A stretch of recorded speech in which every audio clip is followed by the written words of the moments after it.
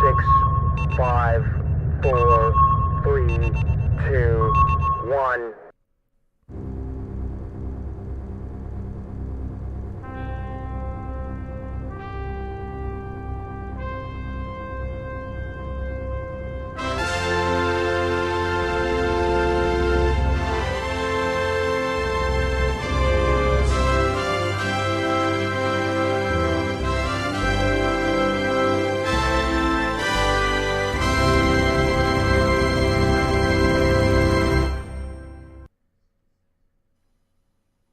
Bam. You there? Woo! Hello, everybody. There we are. Cylons rule, Colonials drool. It's too Yeah, wild Cylons. and crazy Cylons tonight. Too wild and crazy Cylons. We got, hello, everybody. My name is Chris, Tipsy Toaster. Welcome to Interfleet Broadcasting. Tonight, I am co-hosting with John One. Say hello. Hello, everybody. How you guys doing? Hello. And we are just a broadcast for a bunch of sci-fi, 70s, 80s, 90s pop culture crazy dudes, or Cylons, if you want to call us that.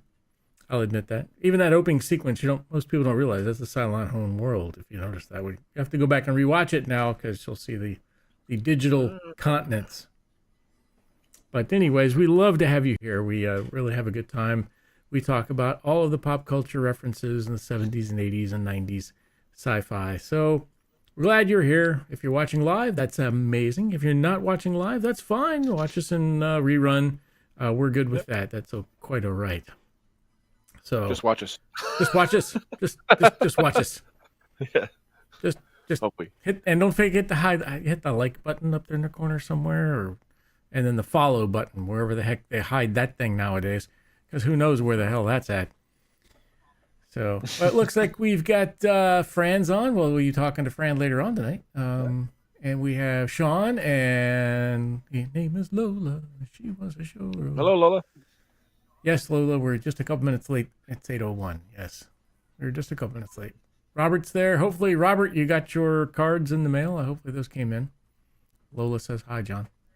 Live or Memorex? This is live. Well, I used to remember the old the Memorex commercial with I can't remember, the guy sitting with a martini or something. Yeah, he's sitting there and he's sitting on the thing and he's all squished down. And then it starts up and it blows, the music blows and it blows faster, and then stuff starts to fly by him. I think He's flying past him. Like, yeah, all this stuff's flying by him and he's taking a drink out of his drink. It's like, is it live or is it Memorex? Well, we are live tonight. So there definitely want to put that in my man cave. That's it. It sounds something like that. No, your neighbors would not appreciate that. That is no doubt whatsoever. The neighbors would not appreciate that. But then again, hey, maybe you don't like your neighbors. Who knows? Yeah. Or maybe your neighbors enjoy the same music that you do. That's good too. So anyways, Pete couldn't be with us tonight due to a family emergency. So best luck to you, Pete. Whatever's going on out there, we hope everything turns out all right. And for those who hope and pray and that kind of thing, you can throw him Pete's way. He would appreciate it to help out with the family. So, anyways, we miss you, Pete. And well, actually, nobody misses I'm just kidding, Pete. We do miss you. But yeah, it's just two wild Cylon guys, John One, me, hey, wild. Two Centaurians waiting for it to go off the rails. Yeah, baby. Yeah, all right. Ain't no rails on this train. We just magleving it. There's a Caprica reference. The maglev. Maglev. Remember they're like, what? Yeah, go watch Caprica. You'll know the maglev. So. Yeah, we throw all sorts of weird things out there that probably only just a few people on our group would actually get. So, which is great. Kathleen's with us tonight. Hey, Kathleen. Anybody good? Scott Good's there. Hey, man, we're old. Yes, but you know what? We're aged to perfection. There we go. Aged to perfection. Man, do I need a haircut? I wish I had hair. I got to loan some to you. Hang on. Can we do that digitally? Hang on. Yeah. Just pull it I have out, to- send it digitally. I have to judge my haircut, but when my hair goes out like Krusty Clown, oh, it's time to go out. I get a haircut. I gotta pay the guy extra to take his time to feel like I have hair. Yeah, it's extra $5. Take your time. Yep. Yes. I'm not going to give you a tip. I mean, there wasn't much to cut. Yeah. I'm paying you extra. Take your time. We're not gonna have more hair. Robert, our fact checker, was just throwing some stuff out today. Let's see what he says. Hatch was on a rerun of Love Boat the other day. Yes, I remember watching that. Oh. Lots of them were on the Love Boat. Sell No Wine Before It's Time. What was that one? Oh, Um, that was Orson Welles. we will sell Was the that wine Robert before Mondavi it's wines time. with that? I don't know what wine it was. I can't remember. Oh. Yeah, so like I think I said in the last show, one of the last shows, I made the reference to the best part of waking up. It's Folgers in your cup. And they're like, what? I did it in front of one of my classes, and they're like, "Ooh, what's that mean?" Yeah, okay. Never mind. Just go back to working. The gap is getting bigger and bigger. Yeah. I'm feeling older and older as they get younger and younger. Gallo wine. Is that what it was? Gallo wine? I don't even know if they make that anymore, probably. Ernest and Julio Gallo. Now that's it. They still may make that. But speaking of drinking, not that I am the Tipsy Toaster, and hey, we love to toast the fans. Tonight I have a premium beer. Ready? A premium beer. I must say it like this. This is premium beer. When you talk with your mouth. So my premium beer is Kona Big Wave. Ooh. Liquid Aloha. Yes, ladies and gentlemen, if you have been to the great island of Hawaii, the Kona Liquid Aloha is the way to go. It is a premium beer, and it is 4.4% alcohol. Gee, many Christmas. This is not beer. This is water. This is Maloha for enjoying responsibility. Kona Brewing Company, Fairfield, California, Fort Collins, Colorado, Cartersville, Georgia, Merrimack, New Hampshire, Portsmouth, New Hampshire, Portland, Oregon. Good Lord, everywhere but Hawaii. That's sad. It's Aloha beer, but it's not made in Aloha State. Ah. But it looks pretty. We'll see what it tastes like, but it looks pretty. It's got the little flowers on it and everything. What do you got, John? I got 19 Beekman and Skiff 1911 cider, black cherry. So Black it's pretty cherry. good. This company is pretty good. It's like 6.8%, I'm jealous. 6.9% alcohol, and it comes from Lafayette, New York. Really? How Beacon far away is that from you? I'm Hang on, Google Map time. I live in New York, but I don't know anything's around me. It's way up there in the boonies. I bet. I have to go right visit. next to where my I'm wife's surprised cabin is. Pete hasn't visited that one yet. Pete and going to his cideries. Pete loves his cideries. Well, there's a lot of it. Actually, I found a couple of them by my wife's cabin, so I can go up there and check them out. I can Oh, really? schedule the animals. Yep, they're right by her. So Robert says he used to live in Lafayette, California. Well, hopefully the Kona Big Wave in Lafayette, California Brewing Company is pretty cool, but I'd have to go there and find out. Fort Collins, Colorado. I used to live in Colorado Springs, Colorado. That was kind of close by. Portsmouth, New Hampshire. I used to live in Portsmouth, Rhode Island, but that doesn't count. Cartersville, Georgia. Don't know. I used to live in Brunswick, Georgia, but I don't know how close that one was. It doesn't sound that was close at all. probably very far away from Brunswick with the paper mill and everything else. Yeah. Whew, there's a smell there, buddy. Every There's a time I went away smell- to school, there was always a paper mill. Yeah, there's always smell there. So anyways, we'll go ahead and open these up. So you ready? All right. 1, 2, 3. And we didn't explode. No sticky keyboard tonight. Ah, My minions didn't shake it up on me. They didn't learn that trick yet. shake it up. There you go, everybody. Very nice. Ooh, this is nice and dark. I like that. That's a nice little color to it. That is definitely yellow. And I wasn't paying attention, so there's quite a big head on it tonight. But I am drinking out of my Midtown Comics glass. What glass you got? Just a regular glass. My Just son a regular got it glass. Yeah, I'm training him. He's not getting the good ones. He's getting the right one. Just a regular glass. Just a regular glass. Let's get some more in here. Let the foam go down a little bit, then we will toast to the fans. So every week we like to appreciate everybody.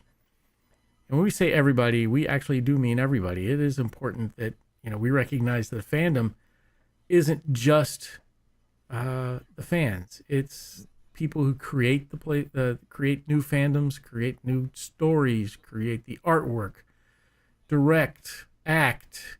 All of those people go together to make a fandom. All those people go together to make a really cool environment that we want to live in, or we want to learn more about, or we want to write more about in fan fiction or whatever it may be.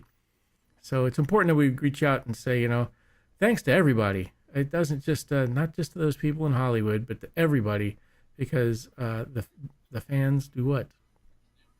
John? Fuel the fleet. The fans fuel the fleet. So here's to you. Here's to you, world builders. Ooh, that's pretty good. Very light and refreshing. Ooh. Almost water lake. Wow. With a hoppy taste. But actually it's pretty good. I've been hunting a beer, and I thought it was one of these, but it's not.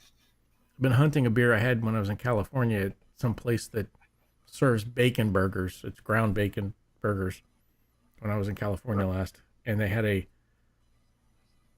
coconut beer that sounds nasty, but it was amazing. I don't know what the name of it was. I should have wrote it down.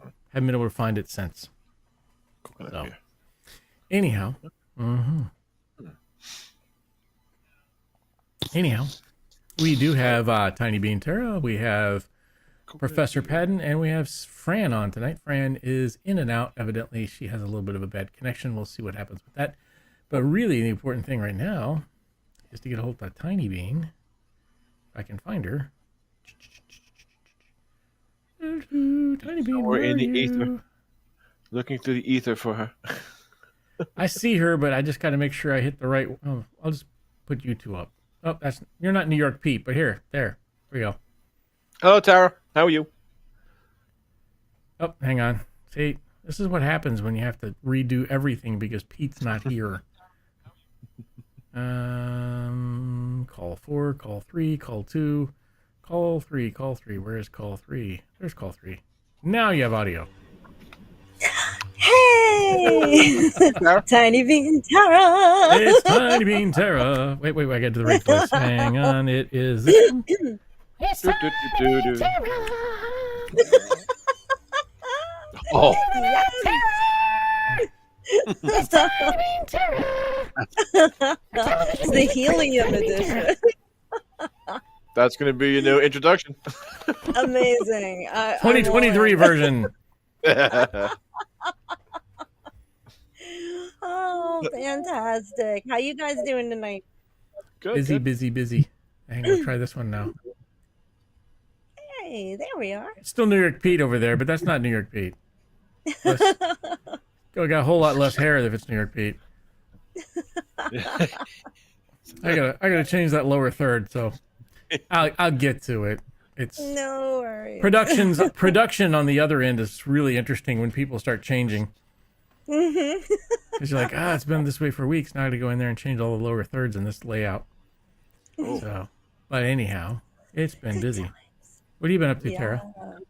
All the same, man. It's busy. It's December. It's the rush time. So Christmas? Everybody ready for Christmas? You guys ready for Christmas? No. No? So much to do. Have you bought yourself a Christmas present yet? Why, no. Thank you for the reminder. There you go. I need to do that. Because if you don't buy yourself a Christmas present, you may not get what you want. Or unless you've really written out exactly what you want for Christmas. Fran, The Supreme that's Commander gonna didn't be give me the my order yet. Christmas present. You know what I mean. Me, I don't need anything else. I'm good. I just like giving other things out to other people. So That's Yeah. that's the cool thing, and it's just it's about the holiday. It's fun. It's more along the lines of spending time with people. Yes, I think that's the definitely. important thing. Make other people happy. Hoping Yeah. Cylon Santa will give me Apple Plus. Oh, Oh, there you go. I got yes. the Totally worth it. Dear Imperious Leader clause. I would The thing like is, to do you have- sit on Imperious Leader Claus's lap? I don't know. Would that be is that appropriate as a Cylon to sit on the Imperious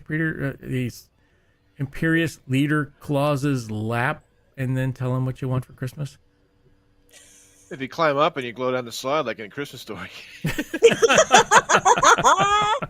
gotta push you right down the big pedestal. Shoot. Yeah, out the chute. Exactly. Very cool.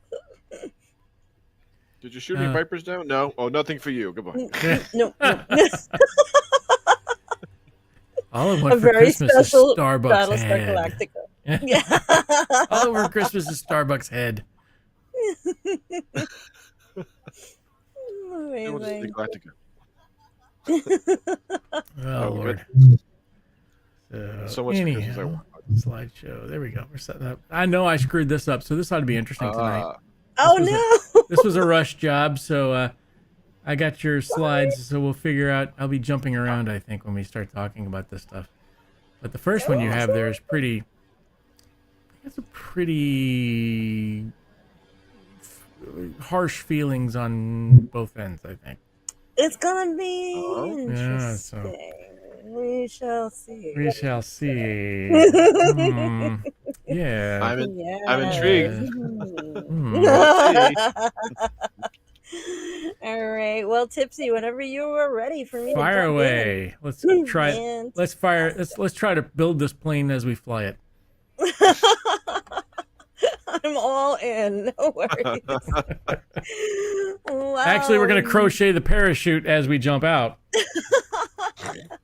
Hey, it is the magic of live theater. That's it. Anything can happen. Dun, dun, dun. Dun, dun, dun. All right. Well, hello, IFB. Happy holidays, all. I hope you're all staying warm and enjoying the December rush. Lots of fun stuff to report on in Tiny Bean's Corner, where we discuss new, old, and interesting stuff for your viewing pleasure. First up, what Tipsy was referring to, and I'm sure you guys are all over this one, but it seems we are indeed inching closer to a Battlestar Galactica reboot in the near future. Producer, writer, and showrunner extraordinaire Sam Esmail, more on him later, says they are this much closer to being ready to begin work on his Don't Call It a Reboot version to film in 2024. Now, no mention of the original here, only that they intend to, quote, honor it, but this will be more of a reimagined version of the world created in the 2004 reboot series. So, we'll wait and see how it goes. Esmail is really good at what he does, so I do have hope. Now, y'all know the 2004 series was good, but it was not my favorite. I love Katie Sackhoff, but I just could not quite ever wrap my brain around Starbuck being a girl. But yeah, so there's that. Thank you. My own personal thing. So it's like, oh, no. But anyway, I am just thrilled at the idea of anything Galactica happening and the chance to introduce to a whole new generation. We've got to get behind that in some way. Yep. So we'll be watching this intently for updates. Next up, a reminder that Zack Snyder's Rebel Moon starts next week on Netflix. We've talked about this one a lot in the corner here. Make sure you tune in, guys. Really dying to see how this one goes. The trailers look great. This is loosely based on Snyder's failed Star Wars universe project, reimagined as its own thing. Snyder rarely disappoints in my book, from 300 to Watchmen to Army of the Dead. Ooh, Always a thrill ride. 300 was amazing. Right? Exactly. So this is the guy behind that. I think you liked Army of the Dead with me too, Tipsy. Yeah. What was? That- What's that this was on? pretty crazy. Is this on Disney or is This is going to be on Netflix. Netflix. Really? And it's a 2-part movie, and the first part will drop next week. So how did they get And Star Wars on Netflix when Disney owns it? it's not. It was a script. The story that I've heard is that this is a script that he pitched as a Star Wars piece, and it got turned down. So he said, okay, I'm going to pack up my script and I'm going to make my own thing. So he recreated and reimagined it into its own whole new world. So we're a fan of world building on the IFB. Let's check this one out, see where it goes. Right? So yeah, definitely watch the trailer. Surprised someone's getting sued over this. Yeah. You'll see, like, you can see some of the trailers where you go, oh yeah, that's clearly Star Wars inspired. But yeah, it looks like a good time, guys. So, I've seen some of the clips on it, so it looks pretty good. So some of the clips right, and there's even a short making is that part of it? feature. Or is that the wrong picture? That's the wrong picture. No, that's part of it. Nope, that's it. Yeah, that's okay. the one. Yeah. Yeah, deer antler person in the background. There you go. We're set. You gotta have it. You come on. It's almost required at this point. A nice 10-pointer. Are these the people that are in it? Yes. Ooh. Some of the people. Henry Cavill's in it? No, that's the next one. Oh, that's not. That's the wrong one. Hold the phone, guys. That's Oops. the next one. Sorry, Yeah. I goofed. Sorry, my screen is like a beat behind you. So. Now, that is the next one I was going to talk about, though. 2024 is fast approaching, guys. Coming up faster than you think. So let's start with a genre-bending romp coming to Apple TV called Argyle. This is a blend of spy action thriller and comedy. This one boasts a huge cast of stellar performers, including Henry Cavill, Sam Rockwell, Bryce Dallas Howard, Catherine O'Hara, John Cena, and oh yeah, Samuel L. Jackson for good measure. So, and there's a cat in a major role. Always a good sign in my book. So, what was the cat in Star Trek one? On the Data's cat? No. Spot? No. Star Trek. It was the Star Trek spinoff with. Someone's gonna have to help me. It's Rob, where are you? Yeah, it's the Star Trek one where the cats. No, it's not Spot. It was the cat that was on the Picard, the very first season of Picard. I think it was. Oh, I think that's it. Okay. I can't remember. Anyways, all right, it'll come to us later. It'll come to us. So there's another cat sci-fi there you cat. go. This one, guys, is directed by Matthew Vaughn, who is known for his producing chops and the likes of Kick-Ass and Kingsman, other fun stuff. This looks like it's going to be a really great ride, guys, and that one is going to hit on February 2nd, coming a lot faster than we think. Yeah. And now for something completely different and completely terrifying. Argyle is not the cat. No. Argyle is not the cat. You'll see. Check out the trailer, John. You'll get it's Grumpy Cat. That's it. Oh, the cat's name I think was Spot 73. Was it? Spot was Data's cat. Right? Spot was Data's cat. This was the captain that was drunk all the time and had his the different versions of himself. One was like a holodeck versions of himself. Oh my God! What was the show? I swear it was Picard, the very first season of Picard, or was it the first season with? No, it was the Discovery Disco. Oh, okay.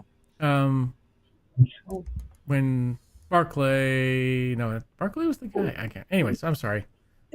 I've taken us off. No, I have not drank that much, Fran. Not yet, at least. We are off the rails, guys. That's gonna drive me insane. No, it'll come to you. No worry. Don't pay attention to it. Let it go.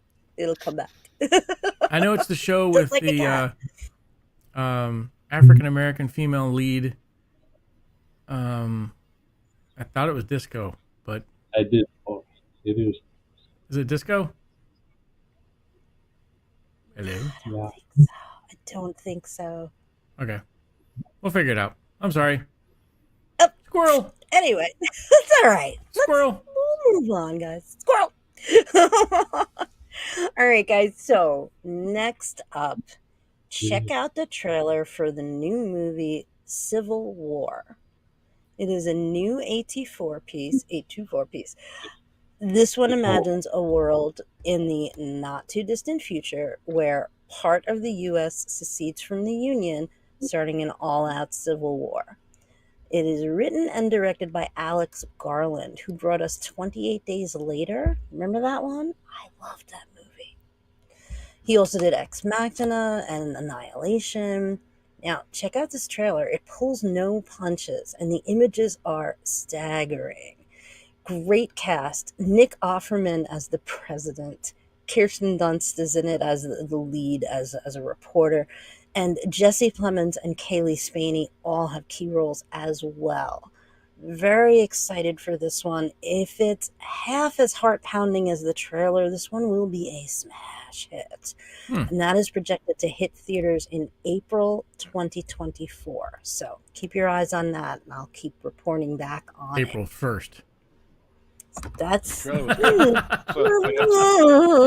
was Psych. No such movie existed. Oopsie. But really, really cool trailer, guys. It's really scary. Anyway, moving on now into reviews. Have you guys had a chance to catch Leave the World Behind on Netflix yet? This one is getting huge ratings, but it's getting kind of divisive reviews. I fall on the side of thinking that it was really good.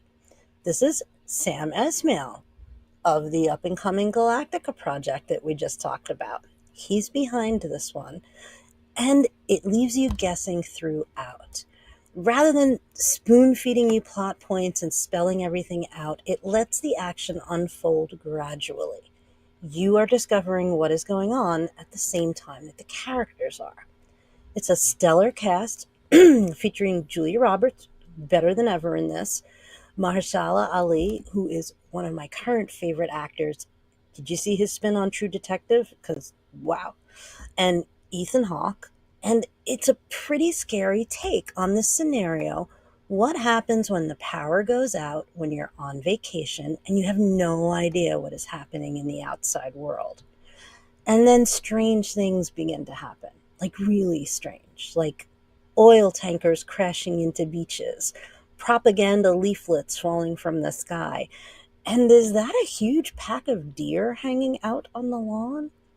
Special shout out to the character of Rose, the young daughter who is kind of my spirit animal. While all this is going on, sometimes she's the only one that's clued into the fact that something really weird is happening.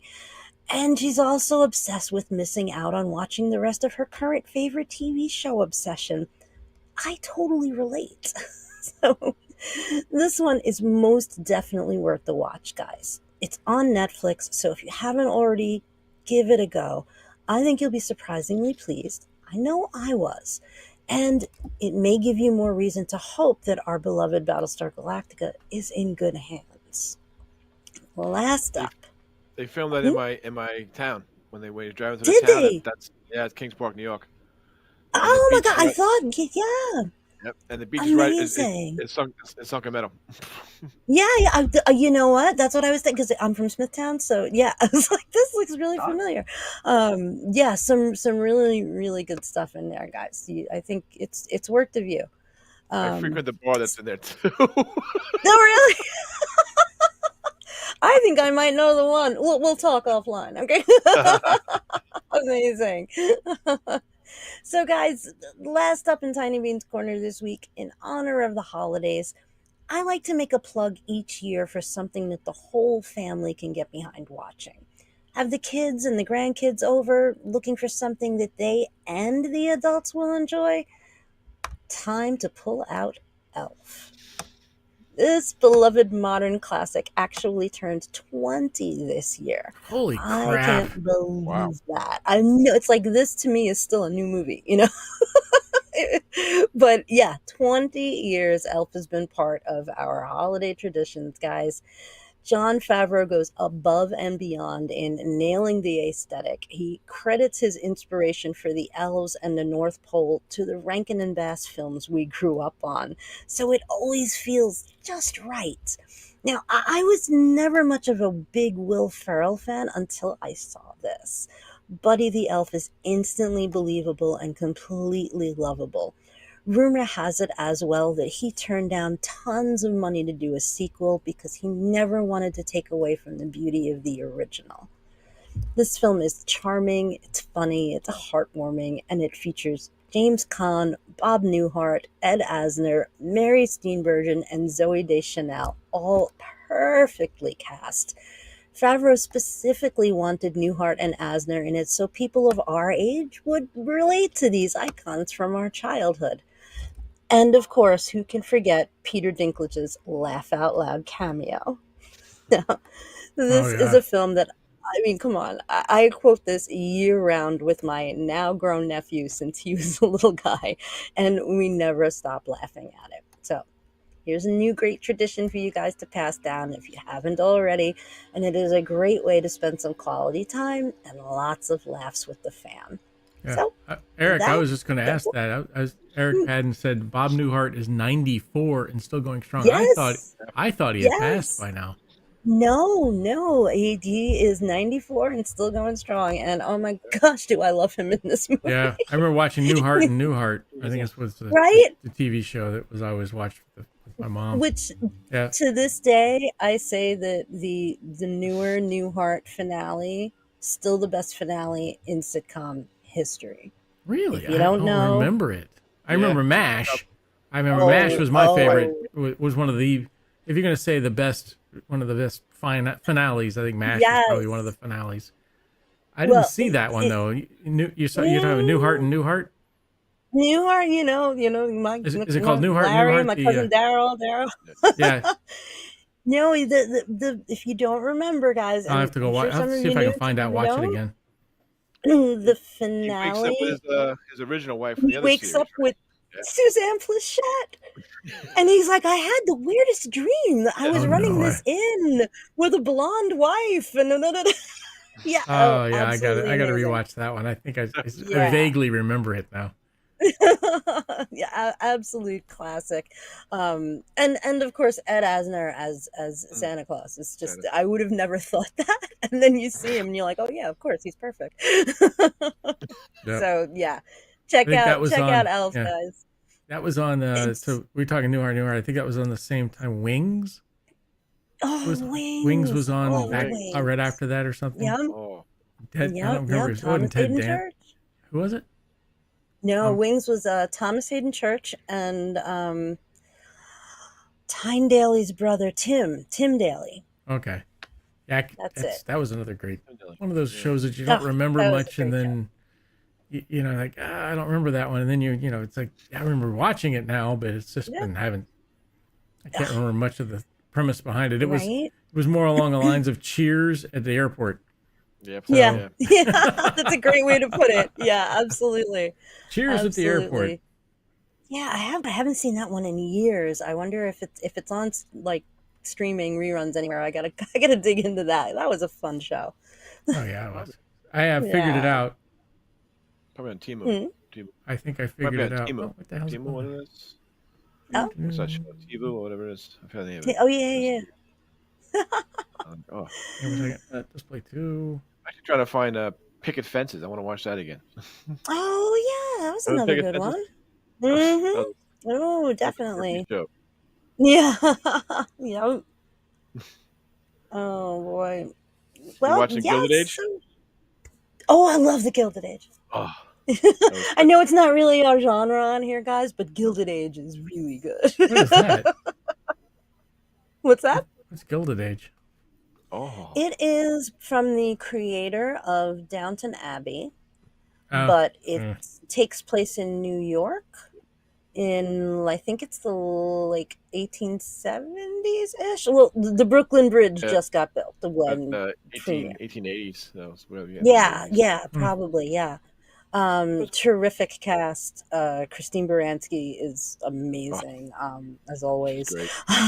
Yeah, really, really, really good show. Not quite up your alley, Tipsy, I don't think, but Yeah, it's definitely. very good. It's a very guilty pleasure for us. Is it? Good, I'm so glad. Yeah. Oh, John, I'll be texting you on that. I just finished the last episode before I came on, so. It was good. It's gonna get I better. figured it out finally. What'd you figure out? Huh? Grudge. Mr. Grudge. That's it. Grudge, the cat. That's what was driving me insane. I could not Well figure out. done. It was Grudge the cat. So we got to do an episode on just how many different animals are in the different sci-fi shows that we watch. I mean, Oh, yeah. I mean, Listen, I think Jonesy paved the way for all of them. Jonesy. From Alien. Why am I drawing Yeah. a? Oh, the cat. Jones. The cat. Yes, the Yeah, like a Morris cat. Greatest. I love that. So that one, and then I would say Muffet, but that's just me. Oh, yeah. Not really a cat. But No. yes. I mean, if we're saying animals. Oh, yeah. Yes. Animals. Yes. Yeah. Expand the definition, because I wanted Muffet so bad when I was a little kid. So, yeah. I wanted one of the I pull get- string ones. I never got it. Yeah. Oh. The one that actually works. Good luck finding one of those now. Oh, right. Oh, I can't imagine what that must be worth today. Oh, I kick myself all the time I see those toys. I'm like, I had that toy. Oh, Oh, yeah. Oh, yeah. why I take it out of the box and play with it? yeah. We found a great place in Norfolk that had all sorts of those toys, and they had some of the Battlestar Galactica Mego chrome and gold Cylons, and Wow. they're really, the price was like, no, I like it, but then no. Yeah. You have to draw a limit somewhere, because, Definitely. when I expire, no, my kids aren't going to appreciate that stuff. So Yeah. they're I so, hear ya. just now, if we go to some of the Comic-Cons, it's like, Battlestar Galactica original is like, you're not going to find much out there. And not even Battlestar Galactica 2004, you'll find I know. it's Yeah. petering out too. So I'm hoping, Yeah. the S-Mail will bring back both. I mean, if you, even you didn't like the 2004 version, or you may not like the S-Mail version, or hopefully Kinsberg gets his movie where he actually creates the original movie like he says he was going to do, like the original series movie. But hopefully those things bring back the fandom. Other than that, Exactly. the fandom dwindles. I mean, even if you hate something, even if you hate the 2004, it still has the name. It still has it still has other people that will get in, that will actually connect it to. I mean, even if though it doesn't really connect, but people will actually appreciate the old one, or go back and rewatch the old one or something to that effect, and maybe get more fans on it, because eventually, if you don't keep fueling it, something it starts to run out of gas, and then if it starts running out of gas, it's going to be another one of my favorite shows, like Defiance. Nobody even talks about Defiance anymore. I mean, that was a fantastic show. Or Firefly, it was kind of Firefly, right? I mean, Firefly it's got more of a cult following than some of the other ones. I think Firefly might even have a better cult following than some of the Battlestar stuff, the old Battlestar stuff. Yeah. I know I'm getting hate mail, and people are looking to shank me in the hallway now, but it's like we say, like, fans fuel the fleet, and we need new fans. Yes, to continue to fuel we need new, and just like fan fiction and everything else, we need new stories. We need new, we need new dilithium crystals. Damn it! Yes. So spray some Boraton mist on this thing and make it go. Actually, I would put it out. We don't want the fire to go out. We want the fire to increase. So Exactly. So when you solanite, or is it? Yeah, solanite, right? Yeah, put some solanite on that thing. We just want one more spark to spark it, just to set a fire. That's it. Hopefully Ismail will do it. That's it. Definitely. Let's Hey, hope, Baz is guys. on. Hopefully, Baz. Hey, Baz. I haven't had a chance to see anything. What's up with Baz's stuff lately? I know he was redoing the canopy that he dropped, which that sucks. But yeah, he said Baz says because us oldies are dropping like flies, and I can hear that in a Australian accent, by the way. An Australian accent fueled by he doesn't drink Foster's. What is it? Baz will have to remind me. I can't remember with the Australian beer that he drinks. Anxious to see the trailer, and not that's actually a trailer and not like a movie trailer. Right. So, gotta love the English language, right?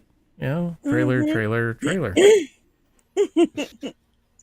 But Melbourne Bitter, that's it. As said, Melbourne Bitter. I don't think I've ever had a Melbourne Bitter. I'm going to go look for that at Total Wine and More and see if I can find one. Melbourne Bitter. Oh. I guess that's a beer. I mean, bitter sounds like a bitters, which is like a mix for a drink, but Was it like a sour rye beer or something like I don't know. Oh. I have to go find one and find out. Yeah. Did you even sell it in the States? Pete, maybe go find a Greek mythos, which it's a very refreshing beer because it's mostly water. that? It's expensive beer too, but it's good beer. Yes.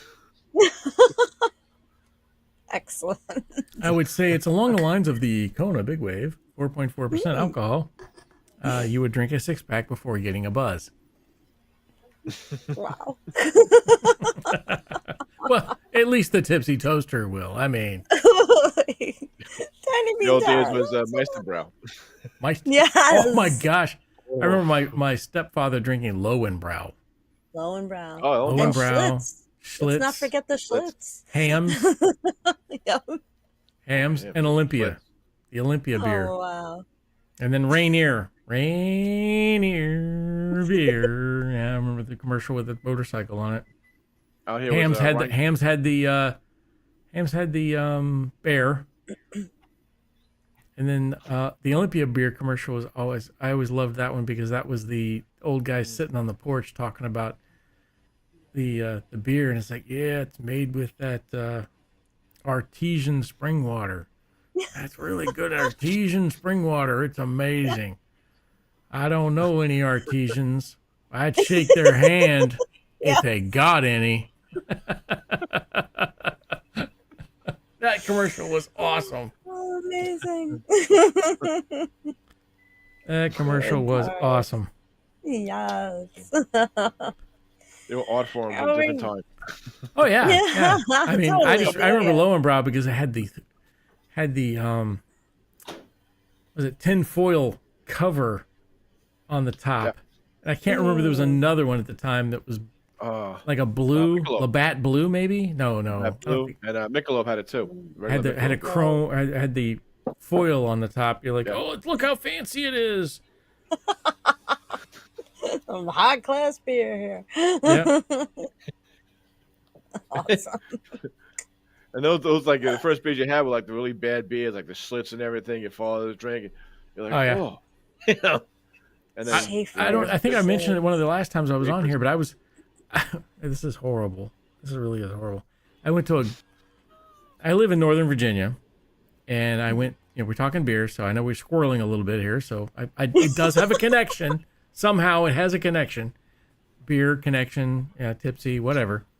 We went to a grocery store, and I don't know if I mentioned this last time. If I have, sorry, I'm going to mention it again. The plastic containers that you like put electronics in, that you have to have the special magnet thing to open them up. Okay.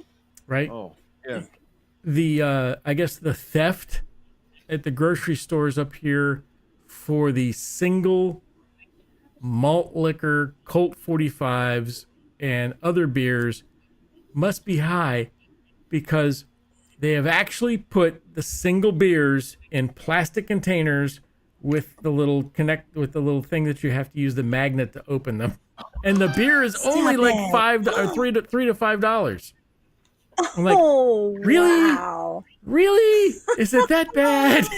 I mean, Kids am I in that bad of a neighborhood that you've got to put the beer in the theft-proof container so that nobody can walk out with it? It's like, well, you gotta just walk up with it.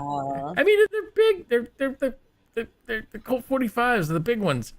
They're in theft-proof containers where they actually have to use the magnet thing to open them up. I'm like, oh my! I mean, we're talking $3 to $5. These things are really. I mean, are you worried about losing that much money? I mean, with the $3 to $5, come on. No. I was like, I took a picture. I'll have to, I'd post it on our page. Is not a beer page or anything like that, so I don't post it on that. But I do have pictures, and I thought that was just darn hilarious or sad. I'm not sure which way it goes. Sad or hilarious, I'm not sure, but it was. I looked at it. It was like, wow, I'm in a bad neighborhood, or wow, this theft problem has gotten out of hand. Yeah, I know, Baz. Back to fandom. I got it. I squirreled. The Cylons, one eye. It goes over here every so once in a while and gets stuck. And we squirrel off into one direction every so once in a while. But I don't think I've watched anything new on TV lately. I miss the Silo. I want to go. I can't wait till Silo comes back out again. Mm-hmm. I missed that one, even though the writer of Silo was kind of a. We tried to get an interview with him, and it didn't work out. I know we got some other interviews lined up, but Silo I missed. I want to get back to that. I haven't watched which the one with the Kurt Russell and the Monarch. Monarch. Which Really one's that one on? That's on Apple. Apple? Okay. Monarch. That's the one of the ones I need to Monsters. go watch. I haven't done that one. Foundation has just been greenlighted for a season 3 too. What? Oh, awesome! It's gonna be a season 3. I just heard they're bringing back Good Omens as well for a third season. So. Oh wow! I haven't watched season number 2 yet. Season 1 was amazing, but I don't know if I can get started on that. I don't know. I have to go back and retry It's fun. It's I think definitely retry it. enjoyable. I do love the writer. What was his name? Terry Pratchett. Terry and, Pratchett. Some Neil of his Gaiman. books. Yeah. Some of his books were Well, I'm a huge fan of both of them and all of their stuff. So Baz says and you can't beat the casting. Cast is great. The Dune Part 2 trailer number 3 is out. Yes, very, I haven't very seen good. that one yet. That was good. Yeah. Christopher Walken. Can't wait for that. Walking? Yep. They were walking all here. you need. Walken, Christopher Walken, come on. Is it going to be released on March 1st? Really? Baz says it's going to be released March 1st, Dune Part 2. Yeah. I figured that the what do you call it? The strike would have held that off a little bit more, but I guess maybe they figured it out. I think they were finished filming. They were in post-production when strike hit. So, yeah, I think it was initially supposed to come out earlier, right? Yeah, exactly. It should have been before the end of this year, and then it got pushed. So, but definitely can't wait for that one. I never watched the other one that you liked so much with the kid with the horns. Sweet Tooth. Sweet Tooth. I never watched part 2 of that one yet either. Part 1 was good. Part 1 really was slow to start. I think I watched the first 2 episodes of Sweet Tooth Part 2, and I was like, it's not me. But you said the first thing about the first season, and then you liked it. So Baz is all fanboying on us. He says it gave him goosebumps for the new Dune trailer. Gave him goosebumps. Absolutely. Absolutely. It can't be Dune without Patrick Stewart. Sorry.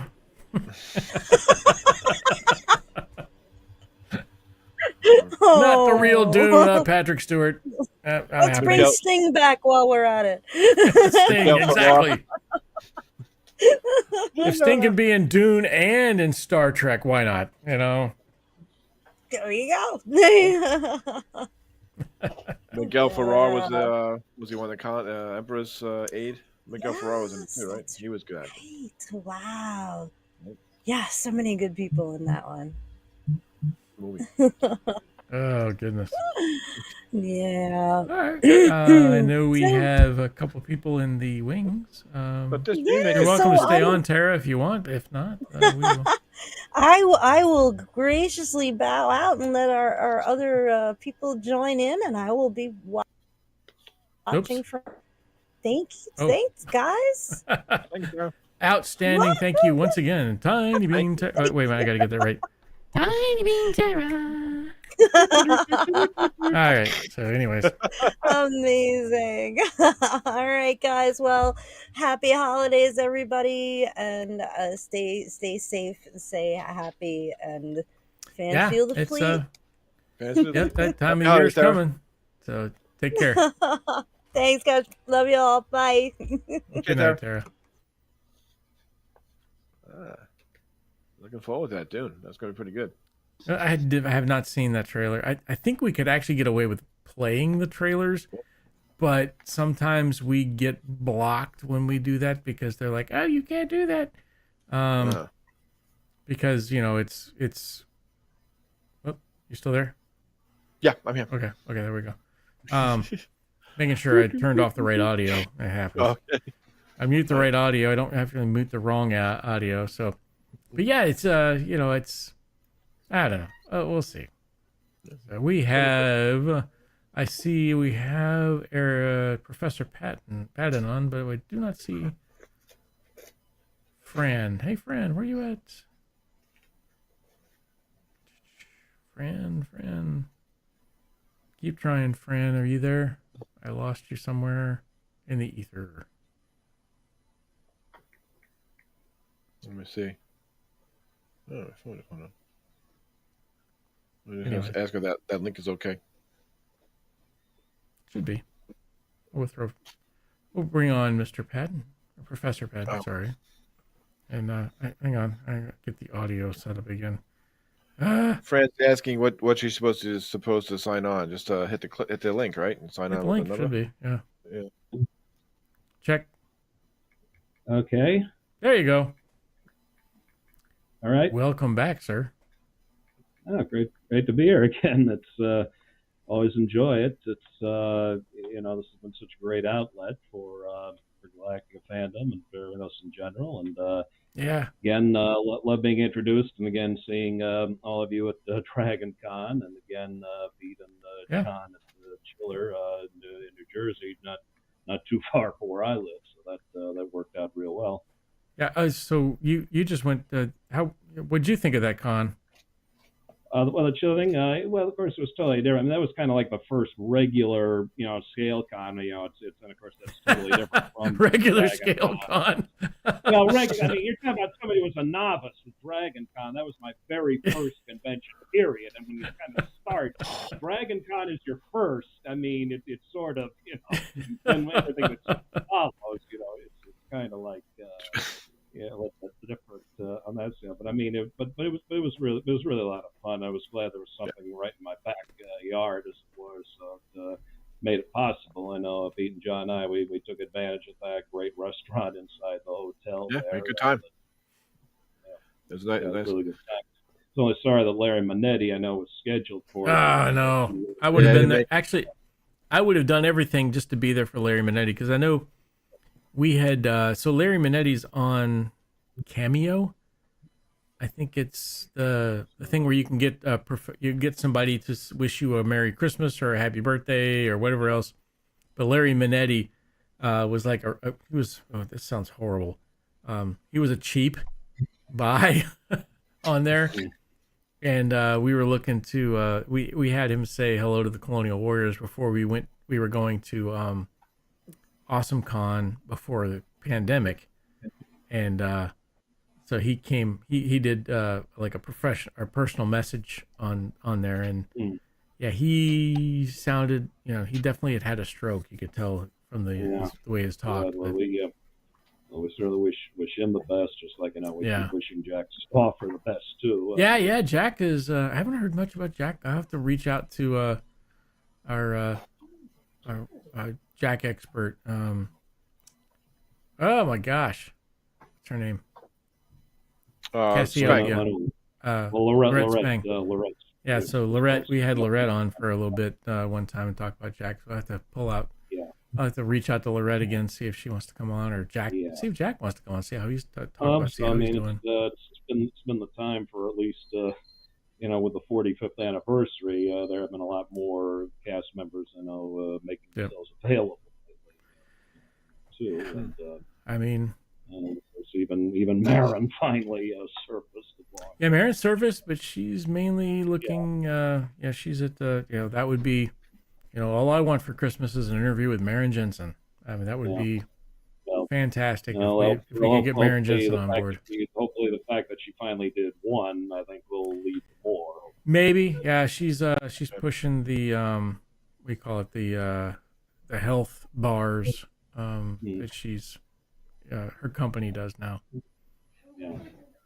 So we have been fortunate that so many have been still with us, and I know that Terry Carter. Before it was great, and that so many of them took part in that audio drama a couple of years ago, which I think for original series fandom, at least getting something small on the Saga of a Fugitive Fleet. That was good. Hang on, that everyone who participated in that, at least I think they at least sort of satisfied sort of a basic longing to have seen something with the original cast again after all these years, something that was beyond just a matter of like Richard's trailer, of course, which was a few minutes, but at least that project gave us something a little bit more in depth, definitive type of storyline. And I probably listened to it. I've listened to my own personal re-edit of it, in which I added Stu Phillips' music to it, which kind of helps make it sound more authentic, really, in a sense. But that just sort of because they, of course, I know had those legal restrictions for it. But as long as you buy the legitimate copy first, then you can do whatever you want with your own personal copy, right? Basically. And that's kind of helped make me feel like, we sort of did get sort of something they did, and that I think sort of allowed there to be a lot greater perspective for what we never did get. I mean, and even when you think back of the totality of the whole uproar 20 years ago when the Moore series debuted, I think it was just chiefly more due to the fact that regardless of whether that series was good or bad, I think there were just so many fans who thought, well, that's the nail in the coffin, that we're never going to see a true continuation with the original cast, with finishing an interrupted storyline, basically. And I think a lot of sometimes the negative reaction was kind of partly driven by that as well too. But I think in a sense the nice service that audio drama did is, well, we got to have something, and that at least I think can help us be a little bit more objective about how things have kind of turned out, since we can kind of look at things a little bit differently now, regardless of whether we still think that thing was good or not. I think probably just maybe since on the subject of the fanfic, since the whole subject of the last Newhart episode came out, that was kind of we squirreled on that. That's for sure. Sorry. Well, yeah, but that was really seriously the inspiration for a little 3-page story I banged out a month ago, which I posted on the Facebook fanfic page, and it's totally separate from my big Magnus Opum, the virtual season project, which is still ongoing, and I put up another story of today. But in this 3-pager, I sort of wanted to say in 3 pages, basically, where does the Moore series fit in the real universe? So in this 3 pages, it opens with the last scene of the last episode of the Moore series, and then a hard cut to Count Ibley inside the quarantine zone he's been banished to as a result of War of the Gods, and he's been passing the time imagining a different universe. So that was my take. It's got Count Ibley in it. It's got to be good. Well, I mean, yeah, you think about it. I mean, the Moore series is all about who the one true God ultimately is. Well, Yes. you think about it. Given when he puts everything through, this could only be a universe Iblis could have made up, where he isn't answerable to anybody. I mean, he doesn't have to worry about any Shippolites beings saying, "Hey, you broke the rules. Time for you, time out for you now," which is what kind of happened, which is what even one of the Saga of a Fugitive Fleet stories kind of takes that idea too, that there's a Right. quarantine for Ripley. So that was just a little bit of a 3-page way. If I'm ever going to do any that's the exact limit of power I'll ever do with any crossover with the other series, basically. So that was one little thing I came up with, and that's again testament to how sometimes fanfic inspiration, you can come up with some unusual ideas on the spur of the moment and bang them out in a day, even alongside the lengthier efforts that'll take weeks and months or even be ongoing for years and years, as this other thing I've been doing for 20 years now has been.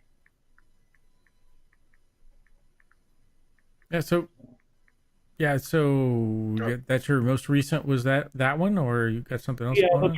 the 3-pager, and then today, in fact, today on the Facebook fanfic page, I posted the latest story in that virtual season continuum, which started 20 years ago, about a bunch of us who were on a fanfic email list that started back in the late 90s, back in 2004, really because of the Moore series. We thought, instead of writing our usual round of one-off stories or mini-series type stuff, let's try to write a continuum that keeps going and building, set after Hand of God. And we've had collectively over 20 years about 8 different people who've contributed stories. And I started at the beginning, then I was out for 10 years, and then came back about 5 years ago. We have reached our 5th season and about 70 stories. And what I posted today was part 1 of a 2-part story that closes the 5th season altogether. Which Facebook page is this? This is a Facebook fanfic trade that Sean Shallow was involved with that. What's the name of it? Well, I think just a second. I think the exact trade that Sean Shallow was involved with that. Sorry about What's the name of it? Well, I think second. I think exact trade that Sean Shallow was feedback. What's the name of it? Hang on. Well, I think Give me a second. Somebody's Somebody's back. Give me a second. Check. Okay. Now we're back to the present. Yeah. Yep. I only said it once. I think it's just the Battlestar Galactica fan fiction page. I know Sean. Is it Battlestar Galactica fan fiction page? Yeah. What's the exact title? I haven't got. Just Battlestar Galactica 1978 fan fiction. That's you enter that title on Facebook, that should come up. Every story that's been part of this virtual season project has been posted there in PDF format, and so is some of the stuff that Sean has posted. Some of his stuff has been up there too. So we've kind of been doing the bulk of that, along with that little 3-pager I mentioned too is up just for convenience. But like I said, this one is that I just put up today. Is this will take us to the end of our 5th season. Well, I've got one more part to do, which will go up in about 2 or 3 weeks, and then going into our 6th season, I'm kind of envisioning that's going to be the final season, because this has been going on 20 years, and you want to get to some closure here by now. At this point, I think every one of us who's taken part, and some of us who've fallen by the wayside, we kind of, we were a lot younger when we started, and we kind of now want to bring this whole thing to a finish with a resolution here entirely in terms of how far we've gone with it, and so by saying that okay, another dozen or 15 stories, and we should be done in the next couple of years, and this way we'll have kind of proved, I think, the point we wanted to make when we started 20 years ago, that the template of the original series could easily have been retained and lend itself to the more modern type of storytelling, where it's a broader continuum, where there are these ongoing story arcs that really the flaws that did exist in the original had more to do, again, mostly with the network censor practices of the day and the limitations imposed, but not on the template of the characters and the storylines. And I think we've kind of more than proved that you didn't have to change the characters as we knew them to make it more in line with what audiences would expect today. How many writers do you have on each series? Well, right at the moment it's kind of narrowed down to myself and one other person, and maybe a third person might get back in.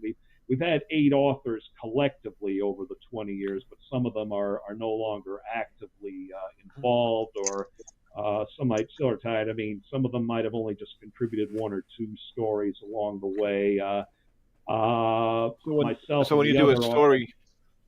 So when you do a story, say you do a story, like we'll do one like you did today, and does another author add to your story, like what his take on what you're trying to say? Or? Well, yeah, kind of building off it. We try to have a little bit more close cooperation and sort of talk, have you got a story coming next? Oh, you're going to do this. And sort of over time, I became sort of I think we got Fran finally. Yeah. Editor. All right, she's on. I sort of became the default story editor who would just sort of say, okay, make sure you didn't contradict what was in way back here, because I tend to have a better knack for knowing the organization and the continuities. Let's move things around here. Other authors, not Fran. There's Fran. But at least I can relieve them of that burden and sort of take charge on that. Okay. It's hard to like the Battlestar there, Fran. Evidently. Yeah. No, it's apparently whatever this is, vMix call doesn't like Firefox. I had to go over to Chrome. Chrome, and yes. It took it. Oh, Yeah. You did not warn me of this. I've been saying very nasty things in many languages, including Cylon. Anyhow, I'm here now. Yay! Professor Paddon, you were talking about talking about the Facebook page, and this is the Facebook page, I believe. Okay. Yes, I believe so. It's, the Facebook page. Oh. Although of late, Archive of Our Own has been getting some new writers, including one whose name is Hacktivated. She's fabulous. She's new to the fandom. Archive of Our Own? Archive of Our Own. There's a lot of slash in there. A lot of it's not so much with, well, there is a lot with the Battlestar. I ran into her because I was writing a couple of pieces of fanfic for A-Team, because the novel I'm working on now, I'm taking Starbuck into different places, and I thought, well, the 2 characters, Faye Starbuck, are similar. So I kind of binged some of the A-Team and then got inspired to write some stuff. This woman, Hacktivated, writes fabulous stuff.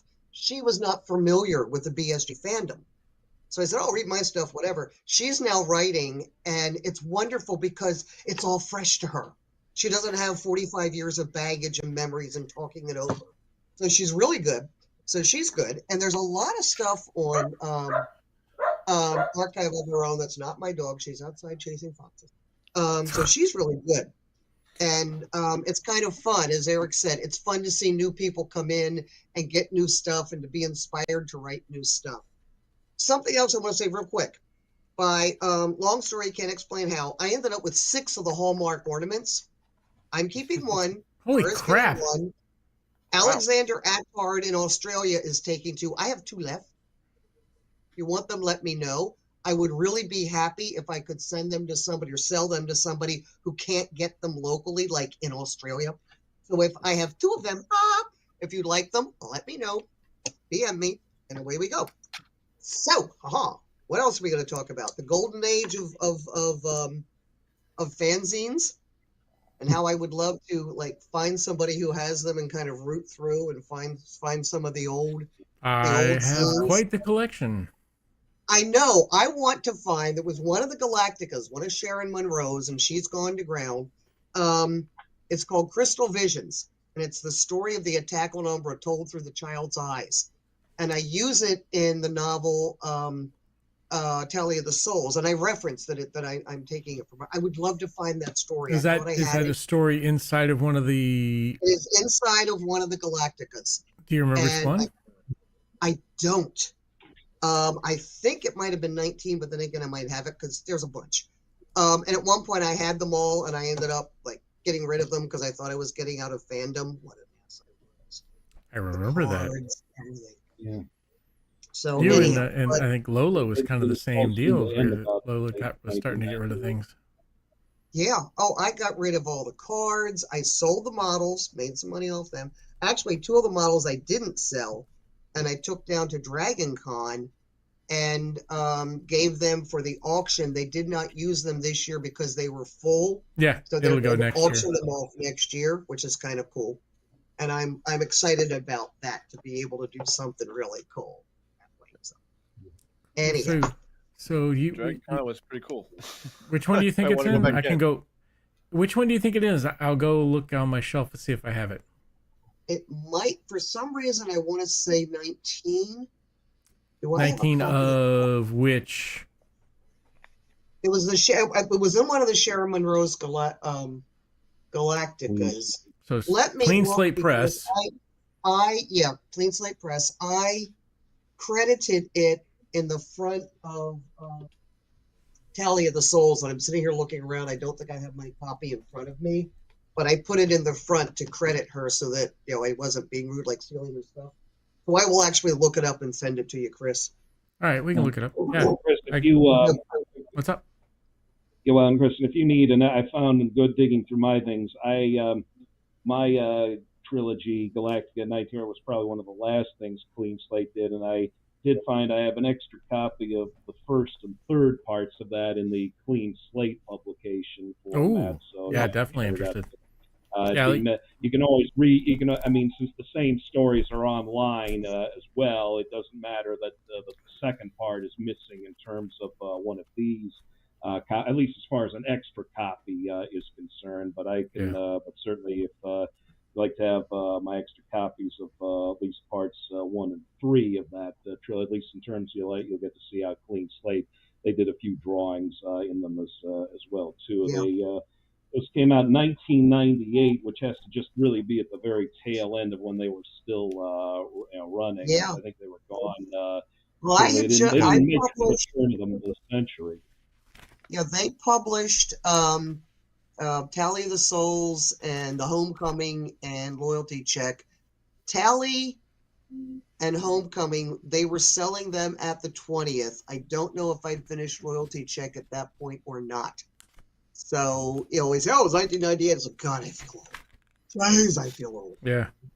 But after the first time I was on with you guys, and Pete said, "Oh, what are you doing now?" I'm actually just about done another novel. I had really hoped to have it done by tonight, but there's still so much I can do.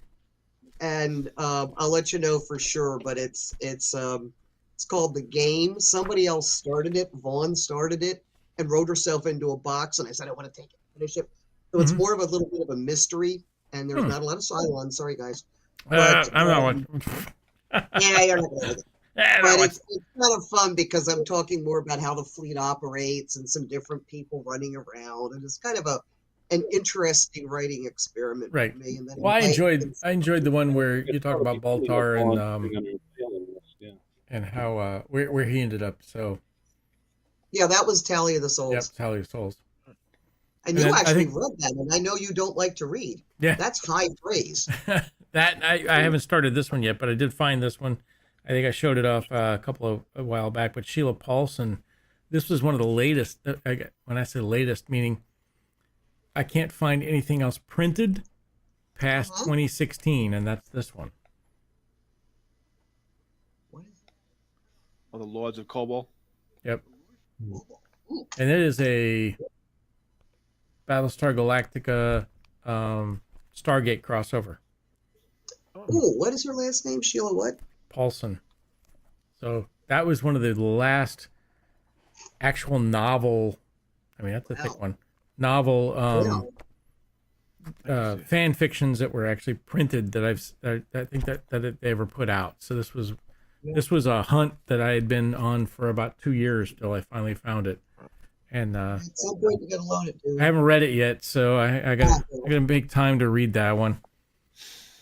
But yeah, fan fiction's amazing. I mean, it's you can take it anywhere. I mean, yeah. But the great thing is, it's a love, right? It's a love. You're not making any money on it.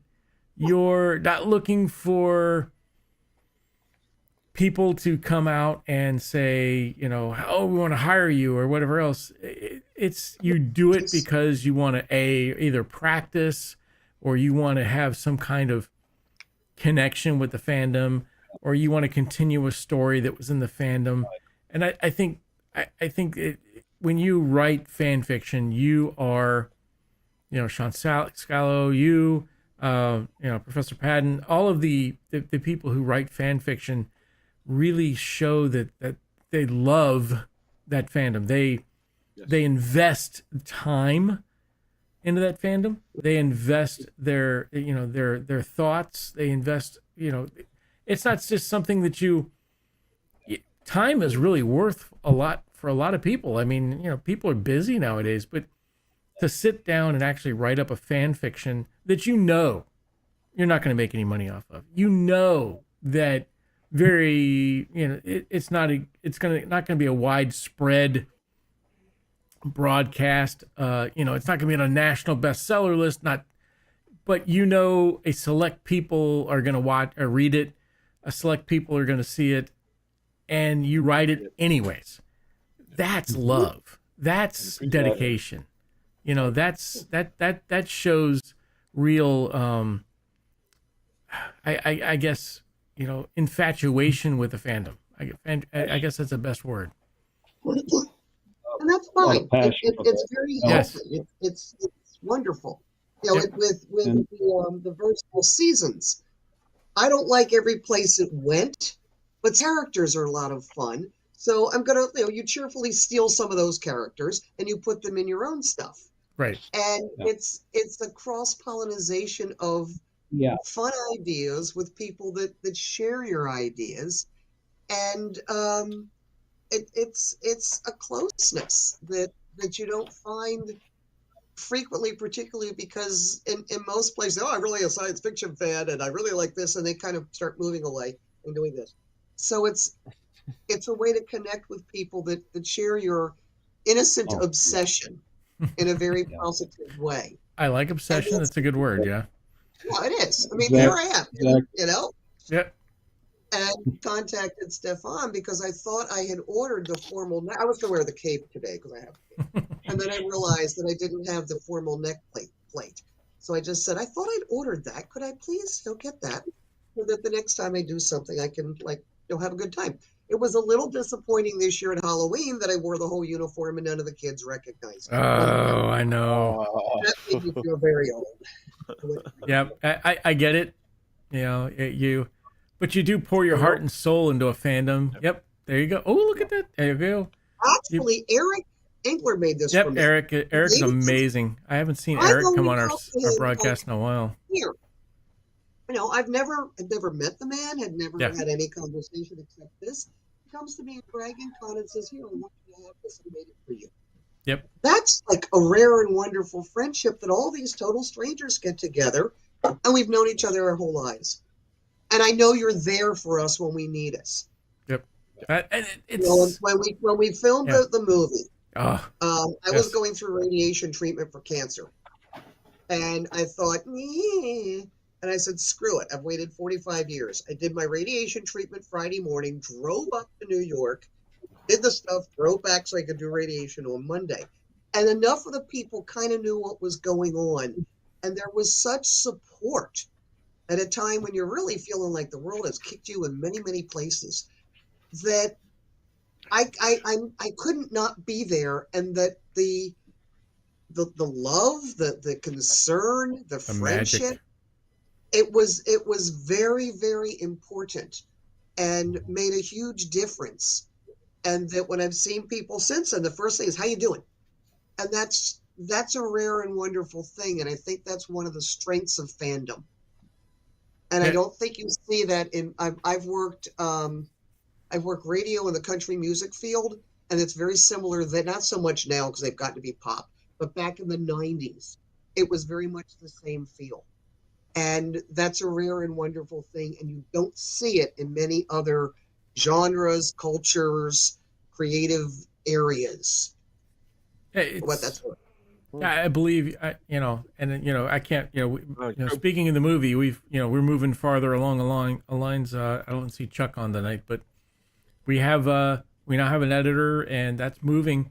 But when I was up, we wrote this thing, and it was fun, and it was exciting, and we thought, hey, what's it ever going to come of? And then we filmed it, and you see the outpouring, and try not to get choked up here, but the amount of people who showed up on their own dime, the amount of people who supported something like that, the amount of the people who believe in that, in a project like that is, oh God, it's so fantastic. I mean, it's, and it's a friendship. It's a, it's hard to say. I mean, we all have a shelf life. We're all getting older, but we all love each other in a specific way. I mean, it was fantastic to have that many people come up. It was fantastic to have, it's fantastic to have this show to begin with. It's the people who come on the show, the people who talk we talk, people who are involved in Battlestar Galactica, people who are involved in the older stuff, people who write fandoms and everything else, people who write fan fictions. It's a family. It's something that it's so hard to explain, but the feeling is so amazing. Each other. I think that's it. It's a very strong bond. And yep. Yeah, it's the feeling of the heart connection is so amazing in regards to, hey, what do you think about this? It's somebody that you could get with from Australia. We got Baz or the people Alexander? It's just people we talk to, people who have that same bond with us. It's amazing. It's just, in this case, it helped bring Fran and I back into contact with each other after 20 plus years.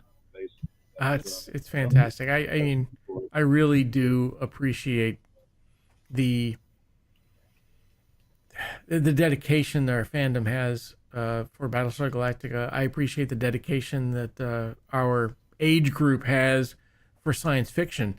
I appreciate the dedication of people who want to write and know that they're writing for themselves, but they're sharing it with other people, and those people do appreciate what you write. Whether it be 1, 10, 100, 5,000 people who read whatever you write, you still write it. You still have that dedication. You still have the desire to share your feelings with other people. And that, the time it takes for like the both of you to write something like that, the time it takes for that, it's just, I can't thank you both enough for writing things. I can't thank you. I haven't written everything that you've written, but it's great to have somebody who has that dedication, who has the ability to write and share their vision with the rest of us. So, I would say, fans feel the fleet, and thank you very much. What's wonderful is... Go ahead, Fran. Well, with the Facebook fanfic page, there's always comments. Yep. And then Archive of Your Own, you can comment on the story. And when they do that, you get a Outlook, an email notification that somebody has commented on your story. And I'll tell you, that's a hell of a great way to start the day when you're running through, 9,000 ads. Especially Christmas time. You don't really want to read. And I'm on an American Horse Publications, which is a big thing for Equine Media. and I get all of the press releases from everybody who's a member, and all the official stuff. And then there's archive of your own. You have a comment, and you click. It's like it may simply be, "Hey, I really liked your story." It may be just kudo that they just put up a heart. But it's so neat when you get somebody that says, "Hey, I really like that story, and I really like the way this is going." And if sometimes you're posting something by chapter, it's marvelous when people are commenting on each chapter. Oh, where's this going to go? And I really like what you've done with this character. Yeah. And that keeps you going. Because when you write something and you get no feedback, you kind of start to fizzle. Especially, you don't feel after valued. this has been so long. So that's tremendously exciting. So if anybody out there does read fanfic, be it on the Facebook page, the Archive of Our Own page, there's fanfiction.net that it's much harder to comment on. But if any of that, even if you just write and say, "Hey, I really liked this line," or "I really like something," that keeps you going. In the back of my mind, I have a few other story ideas. I want to give Cassie an adventure. I want to get Ty off the ship. Oh, yeah. I want to make Apollo be in a position where he has to really take command, because that's going to come someday, sweetie. Yeah. And who's going to be standing at your side, Boomer, Starbuck, or Sheba? How is that going to work out? And I've got those ideas that I'm playing with, but that takes a lot of time. And I have a business that I run, and I have other stuff that I have to write that I can actually make money. And therefore it becomes a love. Keep Yeah. doing that a couple hours. Mentally plotting, I'd probably pick Sheba then Boomer. Mentally plotting these things is always really the toughest part, because I think you can spend a lot more time and just trying to figure out what you want to write, how it's going to unfold. But really, once it falls into place, really the writing part, I think, just ends up exploding in the end. Once that's that. fun. I mean, I was actually. right now, I'm in one of those grooves again right now, where we're just finally finishing up the big 2-part season ender. This is the one which the thing that got me back in after my 10-year layoff, when I'd run out of ideas, was I wanted to bring in an idea. Want to bring in the Pegasus, which hadn't been touched, and I wanted to finally bring back in Isla, Adama's wife, into the storyline, having survived somehow, and bringing her in. I mean, it was partly stealing a little bit from an old Marvel comic story, and also from another acquaintance we had. Fran, I remember Santa Garin once kind of had a partial idea on this too many years ago. But the idea that, okay, make her alive, having survived, put her in a resistance movement in the colonies, and then going off in a shuttle to try to find Adama, but in the end gets picked up by the Pegasus instead, and then makes the painful decision to stay with the Pegasus, which is going back in that direction instead of going out to where the Galactic is. And eventually, through a wonderful breakthrough of Cobalian technology, the two ships are able to communicate with each other. So now at least Dama knows, and they know she's alive and all that. They can communicate, but they're not together. And so we've had about a season and a half worth of stories in which one of the plot lines is her work on the Pegasus as it's making its way back in this thing here. And then I kind of hit a point. I mean, originally I wasn't going to think of, and this is when you're in a continuum, your mindset can change as you go along. You should have a general plan of where you're going. You shouldn't be like the Lost writers or as the new series was like in its later stages. But as you're writing, things will change. And I then realized, okay, I've written after about a season and a half, this character has gone as far as she can go on the Pegasus. How do I get her back reunited here with Adama?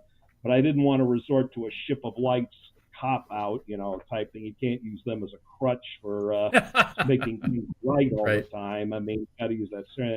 And here's the genius of this being a continuum.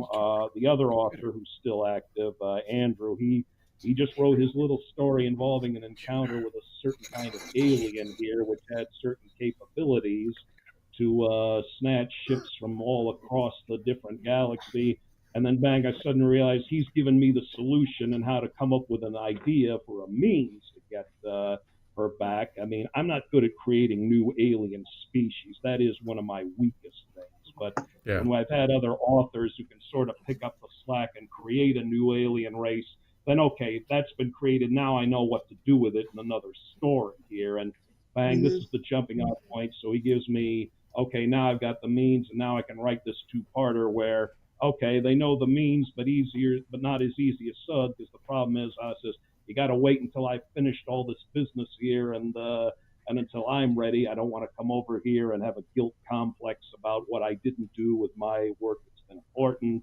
And then Adama, meanwhile, says, but I don't know if we can hold this connection together long enough. I mean, we could lose the one opportunity. So it gives me a chance to write two-parter with a lot of other things happening, which will sort of saying, is she going to make it in time, or is this opportunity going to be lost forever or something? And, you know, it was kind of a way to at least put a little tension to cap this fifth season. And then when we start our final season, it's going to be a bit of a cleaner slate, and we'll kind of be devoting that to resolving every loose plot thread that's developed over the course of 20 years writing, so that when we get to this finish, I want it to be said we didn't leave anything unaddressed here. Right. No one will be able to go back and say, hey, whatever happened to that thing back in season 2 you never did, or something like that.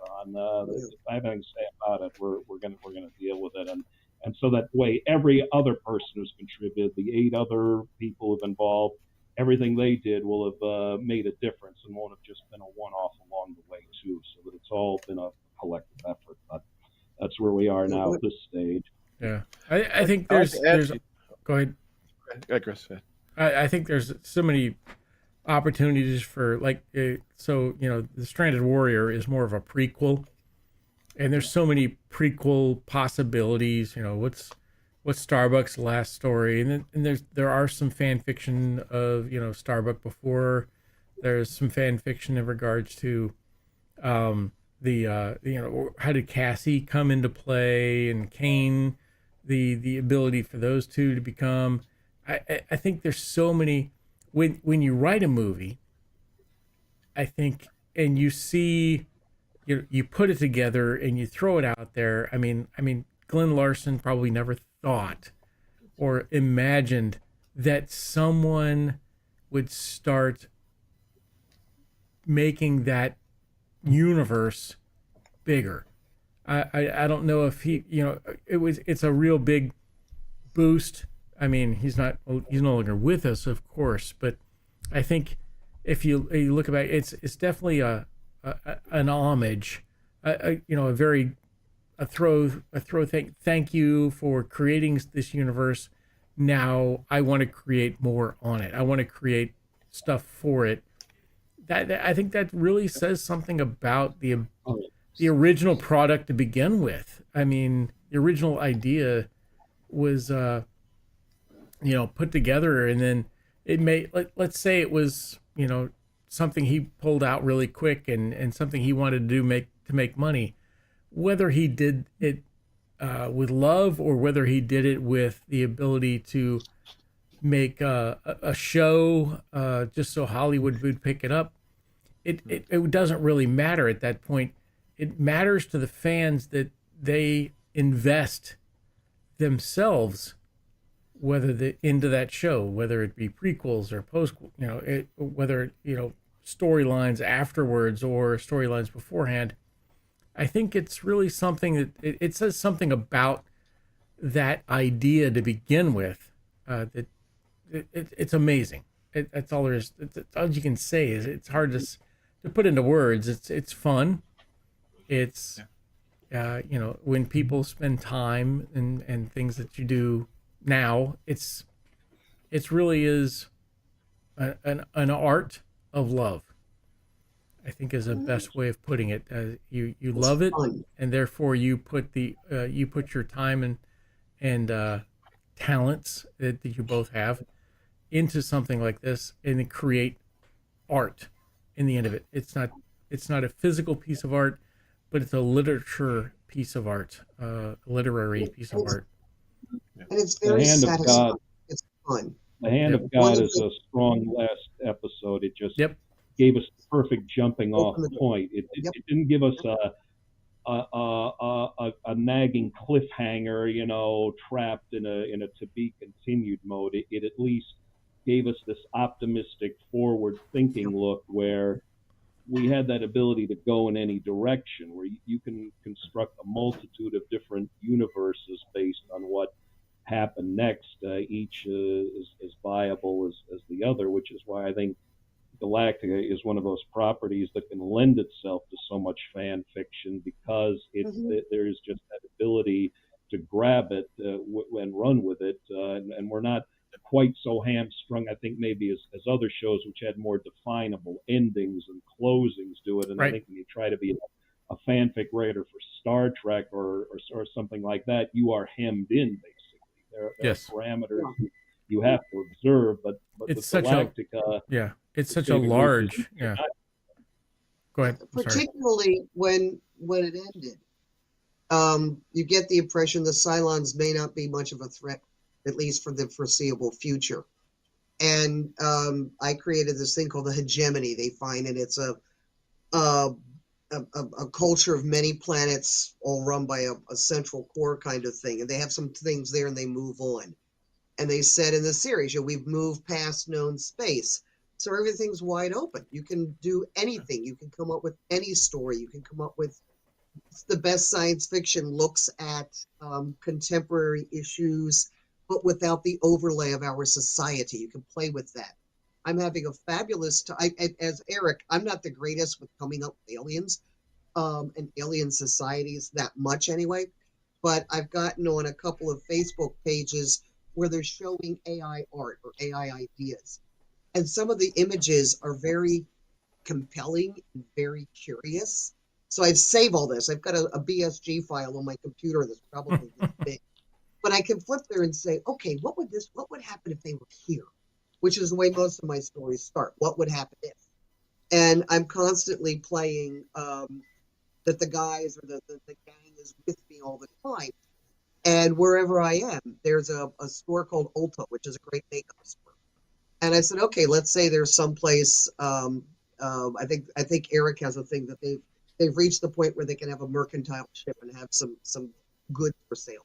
So let's say they all go to one of these places, and the girls all go in and they take Sheba because she's never had much girl time. And the guys are over at the Black & Decker store. They say, we'll meet you. Now picture the guys in their uniforms walking into a makeup store where it's perfume and hair and makeup. Which guy is going to do what, and how are they going to deal with that? Starbucks is going to start looking at her, Cassie. What do the rest going to do? There are the towns I used to live in, and every once a month, once 6 weeks, they had a gay a drag show, and we said, oh, let's go to it. And it's fun. If you've never been, go to them. They're great fun, rated, funny. Take the kids, but you have a good time. And I'm sitting thinking, okay, what circumstance have this, and the cultures would have what? Who would react to what? Which opens up the whole question of which cultures deal with things sexually, what is accepted, what is accepted. And that opens up a whole nother set of storylines. And if they go to a planet, let's say they make first contact someplace, is this that they have some technology? Is the planet that we know? How do they interact? What happens? And do you bring in stuff that has happened to people in the past? Or do you ignore that and just write it episodically? And you could just have a great time. When I drove down to Dragon Con, because I didn't know how to get there flying, so it was a 2-day drive for me. And I'm driving down, what's it, I-84, Chris? 81. 81. I'm tooling down I-81, and I'm just working out ideas, and I'm having it's lovely. I can just turn my mind off and think of these things. And that to me is tremendously exciting, to be able to play with these ideas. And most of my stuff starts with 1 or 2 scenes, and it's like, well, how did I get there? And I have to backtrack. And by the time I get back to those scenes, they're gone or they've changed. Right. But that's my creative process. And I love to hear how other people write and how other people plot or don't plot. Yep. And that's, that creative process is tremendously exciting, be it what I'm writing, be it what, excuse me, what other people are doing, what the virtual seasons have done. There's just, And then you go on to Robert Hansick's Galactica fan fiction page, which is where these are. Plus, I think, it's another 800 stories? Some of which are standalone, some of which are very good. People want my recommendations, contact me. I'll let you know what they are. And it's tremendously exciting to read all of this and just see all the different visions. It's just, and the characters just keep going. Fandom is to the amazing. point where if I have any idea, if I have only one idea in my head post virtual season, it just got me thinking. We've had so many great different universes here at Galactic Stories, and about a few months back, for the first time, I read through the infamous DC Comics Crisis on Infinite Earth series, which, if people who know DC Comics know, that was all about DC Comics blowing up all their multitude of universes and multiple Earths that had come into being in the history of DC Comics between the 40s and the 80s. They wanted to, and I just kind of read this, and I'm thinking, well, they wanted to create like one single universe out from all their multiple one, compress everything to one, which in the end didn't work out as well for them in the long haul as they thought. But I was thinking, I could take this in reverse. I mean, maybe I should have a thing here where Iblis is trying to destroy all the multiple universes of Galactica there has been, and solution. He's trying to create one evil universe, and we might have like Apollo Prime being teamed up with Starbuck 1980 after having been stranded, to save all these different variants. And this way you could bring in or make reference to the different people and things that they brought in. That's about the only idea that's in my head for post virtual season, if I ever get that long to think about it here. But only just be sort of a tribute to the fact that I've seen so many different writers come up with so many good takes on this, completely, that each have their own viability. And that even includes some of the good comic book series. I think some of the early Max Press comic series, from at least the first two storylines. Yeah, we went through those, the early 90s were very good. They kind of, I thought, captured the voice. Realm Press, they had some good ideas. I wasn't too crazy about Dynamite's stories. I think it is. Because they were, but it's neither here nor there, but at least the thing is, there are a few things to consider that, we always have to remember that even as fanfic writers, we're not writing the definitive canon take on what happened next. I mean, we have to respect the fact that there are these multiple interpretations out there, and maybe long term in the future, I can find another way to show a little tribute and salute to how everyone's been doing that in some way. Yeah. Well, you can jump in. Go ahead. You can jump in any timeline. I'm sorry, Fran. No, go ahead, John. John. You can jump in any time, like in the beginning of the Cylon War, in the middle of the Cylon War. You can have all new characters, all new fleets. So, is there any fan-like stories of that, like the beginning of the Cylon War? Like how many yarns? Was 1,000 yarns they fought? I've seen a couple. In fact, I've been a little remiss. I've been a little remiss in not giving credit to someone who actually tried to write a sort of a virtual season even before we started. Back in the 90s, there was a writer named Adam Stacy who was kind of active in some things, and he plotted out a 23-episode continuum of stories. His site is long defunct, but I have it preserved on Internet Wayback, because it was his old university account from his college days, and unfortunately saving a link from way back, and then I could get it from way back.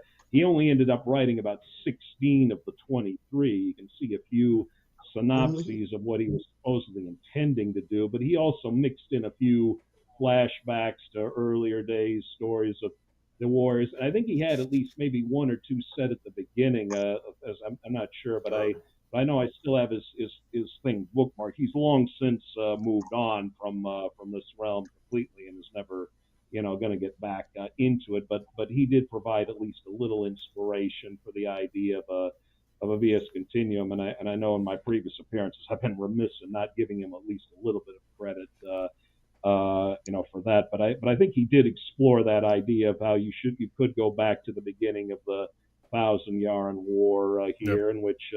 Hey, if you build on War of the Gods, if you've got, you got to figure out where's Iblis involved at the very beginning of all of this. here? Why do all these imperious leaders have his voice here? He's got to have been present at the creation.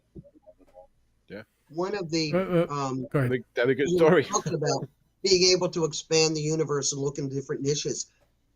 James Lee Helton, he was part of the Sunday Night Gang way back when, and he's ex-Navy, and I'm Air Force, wife, and we sat down and we figured out, well, what other ships would there be? What would be in the fleet? There would have to be some kind of picket ships. There had to be some other ships that survived in some capacity. And even in the original Battlestar Galactica novel, it does talk. Yeah, it talks about it. Well, he created the Mud Daggets, who were the ground guys. You know, the infantry, those guys. And he wrote a couple of lovely stories, one of which they're on a mission, and the mission goes absolutely tits up. And it actually is the beginning of the destruction and the assault. There were no way they were ever going to be able to complete this mission successfully, but they don't realize what they're caught in. And it's a very gripping story.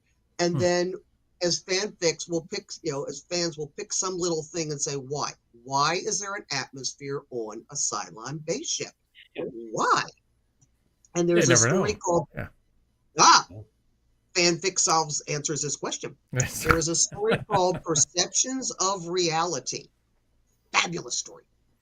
And it's on Robert Hansick's Galactica fan fiction page. Perceptions of Reality. They figure out why. There is still the tiniest piece of biological material in a Cylon. Well, they want to be human, so. No, they have to have an atmosphere. And they realize that if they there you go. hit the frequency, they can wipe out everybody. They can just wipe out all the Cylons all the way back to the home planet, which leads to an interesting discussion of, is it genocide if you're killing machines? It's true. Fabulous story. Absolutely fabulous story.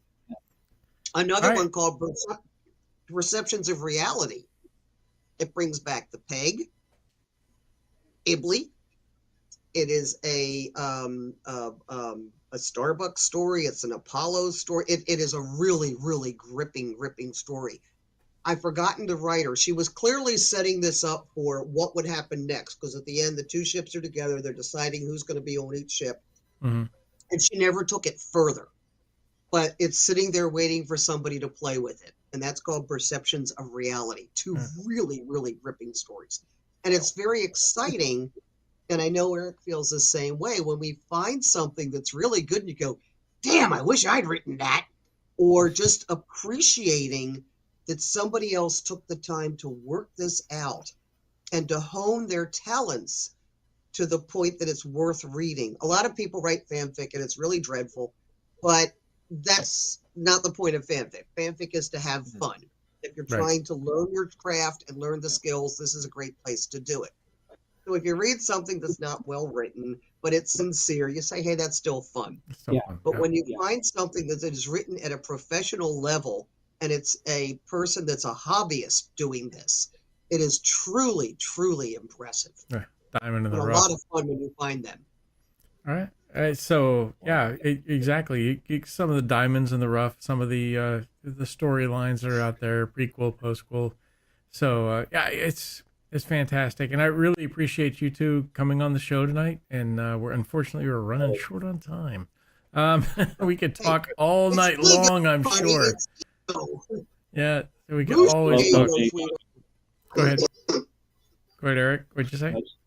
Just always love coming on here because it's been always great connecting every year and to keep spreading the good word about what there is out there. Yeah, and it's individual and there's a lot of other things too. It's good that we let the fans remember. Go ahead, Fran. No, next time I'll connect through. Try to do a Firefox. Sounds good. Any last words there, John? I just want to know. Everyone has an episode that I could have done better. I went to this. Which episode in the original series would you guys like? Oh, I didn't like this one. I could have done this better. Well, I actually did my own adaptations of the original Mhm. series episodes. That was, again, one of my 1990s, early 2000s projects. I did new adaptations of almost every episode. The only ones I never got to do, I didn't do Lost Warrior because I had written my own sequel to Lost Warrior and wasn't quite as enthused about doing the original story. I didn't do Gun on Ice Planet Zero because it's a little too technical. And I didn't do Take the Celestial, which I may actually go back and do to try and at least finish that one. But I did every other episode expanding. I tried to put in foreshadowings of future episodes, like in Saga, I would open with a scene showing Ortega, spotting Charybdis and introducing that element in the first episode. So then by the time of Murder on the Rising Star, this isn't just a big surprise dropped in our laps. But when I was doing those, I had a lot more fun adapting the episodes I didn't like the Terra trilogy, because I basically would tend to leave the great episodes more alone, letting the strength of them speak for themselves and just tweak a little bit on the edges. But the Terra trilogy, I kind of reconstructed from the ground up here, basically to try and say, I want to take the challenge of making this a better through line here. And I enjoyed doing that creative challenge here, ultimately, so that now the story concept doesn't bug me as much because I feel like, hey, I figured out how to fix it here under the circumstances. It's more challenging to do it. It's the same reason why I did my Galactica 1984 trilogy, inspired by our late friend Lee Storm to do it. But basically the idea is I want to take a universe that was not written well and prove it can be fixable, prove I can take this lemon of it and make some lemonade out of it, which I felt I was able to do. That I think is where fanfic can really test your ability to show that, let's tackle maybe what you didn't like as much and make something better out of it. Wow. All right. Thank you both for coming on. We'll definitely do another show. I mean, it's always something going on. There's always another avenue of approach for all of the different shows that we have. I mean, it's fun. There's nothing wrong with it. We really appreciate that the two of you are so in love with Galactica as much as we are, that you would spend your time and your talents to write something that other people can appreciate and experience. Yeah, so thank you so much for coming on. And it's fantastic to feel that there's other people out there other than just us that come on here every Thursday. But anyways, so here's to you, because fans feel the fleet, and you are some super fans. So thank you so much. Now let's play some Pyramid. That was a good interview. That was pretty good. That was fun. I mean, it's great to feel part of a camaraderie in this fandom. It's a group, and it's fun to have them. We got to meet them at Dragon Con, and hopefully we get to meet them again at Dragon Con next year or wherever it may be.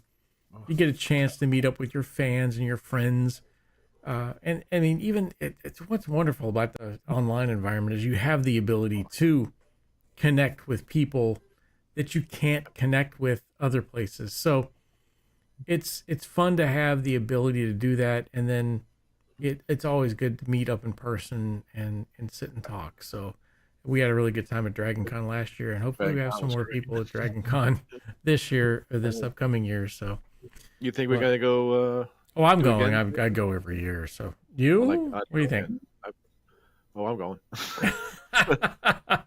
I want to see some more of those horrible puppet shows and burlesque shows. Oh my gosh, yeah, leather building and everything else. So. Yep, and the panels are really cool too. So just so many. I mean, wow. You can't. Anyways, not a Dragon Con commercial, but hey, if you have a chance, if you go to Dragon Con one time, I guarantee you want to go back, or you're going to do your best to go back the next time. So, anyhow, we have come to the end of our show, and we really appreciate everybody being here. And we come on YouTube and Facebook and everything else every Thursday, and we'll be back next Thursday. And we hope to see you there. We come back into range, the base star, John and I being the centurions that we are, we'll be here. I don't know if Pete will be here yet, but best to Pete, and hopefully everything works out with the family. And best to you all if you are out there enjoying your fandom, out there enjoying your families. And we really appreciate you tuning in, and we hope to see you next week. But until next week, we always say, fans feel the fleet. Take care. Okay, guys. Have a good night.